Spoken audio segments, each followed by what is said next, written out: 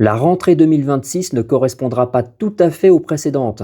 Entre les nouvelles priorités pédagogiques, le téléphone interdit au lycée, la nouvelle classe pour les élèves qui n'ont pas obtenu le brevet, le concours général du collège, de nouvelles mesures pour protéger les enseignants et certaines mesures concernant directement la sécurité des enfants, bien des choses vont changer. Alors concrètement, qu'est-ce qui change réellement à la rentrée 2026 et comment est-ce que cela va concerner les enfants, les enseignants et les parents d'élèves ? Dans cette vidéo, nous allons étudier les nouveautés en distinguant les changements pédagogiques, les mesures de protection des élèves et les nouveaux dispositifs qui concernent directement leur parcours scolaire.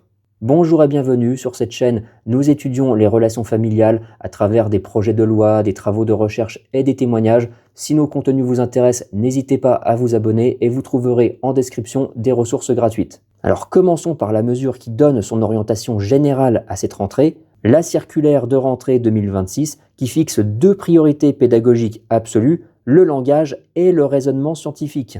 Pour le langage, l'objectif est notamment de renforcer la lecture, l'écriture et le vocabulaire, aussi bien à l'école primaire qu'au collège et au lycée.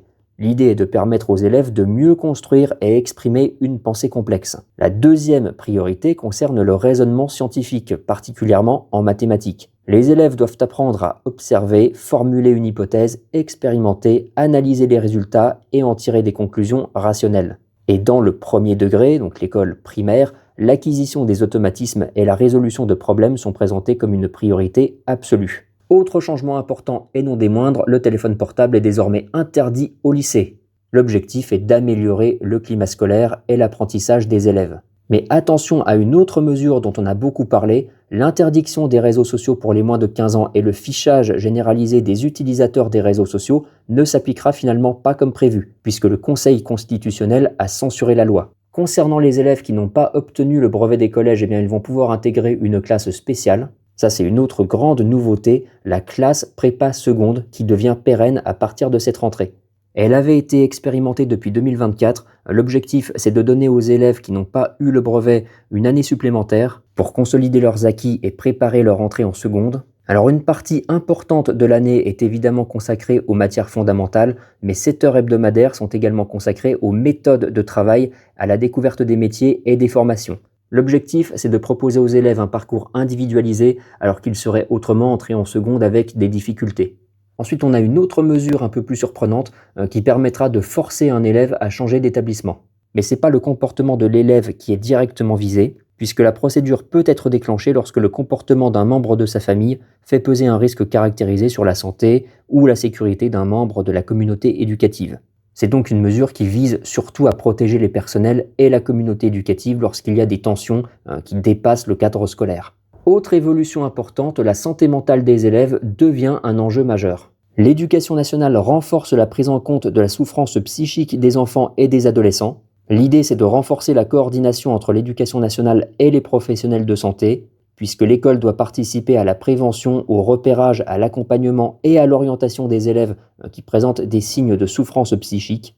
Ça montre une évolution intéressante du rôle de l'école qui n'est évidemment pas un établissement de soins, mais l'école est souvent l'un des premiers endroits où peuvent apparaître certains signes de mal-être chez un enfant. Autre nouveauté, le concours général du collège pour les collégiens qui réussissent particulièrement bien leur scolarité. Le concours s'adresse évidemment aux élèves de 3e et doit leur permettre de valoriser leur excellence dans différentes disciplines. Alors on a 5 domaines qui sont proposés, français et culture générale, mathématiques et sciences, histoire-géographie, arts plastiques, informatique et technologie d'avenir. Alors pour cette première année, seuls les collèges volontaires sont concernés. Les épreuves auront lieu en janvier 2027 et les résultats seront affichés au printemps. La formation des enseignants va également être changée à l'occasion de cette rentrée 2026. Désormais, les concours de l'enseignement sont accessibles à partir du Bac+3, alors qu'avant c'était au Bac+5. Donc accessibles à partir de la licence et non plus du master. Et la session 2026 a montré déjà une forte augmentation du nombre d'inscrits et d'admis, ce qui est une évolution assez appréciable. Autre sujet lié, la protection de la communauté éducative, comme je l'annonçais précédemment. La rentrée intervient dans un contexte où le gouvernement travaille sur le renforcement du contrôle des antécédents judiciaires des personnes qui interviennent dans les écoles et au cours des activités périscolaires. Mais attention, le projet de loi relatif à la protection des enfants dont je vous ai parlé précédemment n'est pas encore applicable à la rentrée 2026, puisque le Sénat doit encore l'examiner à l'automne. Et l'uniforme alors, depuis le temps qu'on en parle, est-ce qu'il va enfin être imposé aux élèves? Alors une centaine d'établissements avaient expérimenté l'uniforme scolaire en 2024 et 2025, mais ces dernières années, l'idée disparaît progressivement du paysage, puisque aucune ligne budgétaire n'a été prévue dans le budget pour poursuivre cette expérimentation au niveau de l'État. Manifestement, l'État abandonne l'idée de l'uniforme scolaire. Alors en conclusion, eh bien, on peut dire que cette rentrée 2026 n'est pas marquée par une grande réforme unique, mais par plein de petites évolutions successives. Des évolutions d'ailleurs qui touchent plusieurs dimensions de l'école. On veut renforcer les fondamentaux avec le langage et le raisonnement scientifique. On veut mieux protéger les élèves, notamment face aux réseaux sociaux, au téléphone et aux situations de souffrance psychique. On veut aussi mieux protéger les enseignants et la communauté éducative. Et de nouveaux dispositifs apparaissent pour accompagner certains élèves, qu'il s'agisse de la classe prépa seconde ou du concours général du collège. Mais derrière toutes ces mesures, c'est la même question qui revient: quel doit être le rôle, la mission de l'école? Doit-elle uniquement transmettre des connaissances ou doit-elle également devenir un lieu de prévention, de protection et de repérage des difficultés que rencontrent les enfants?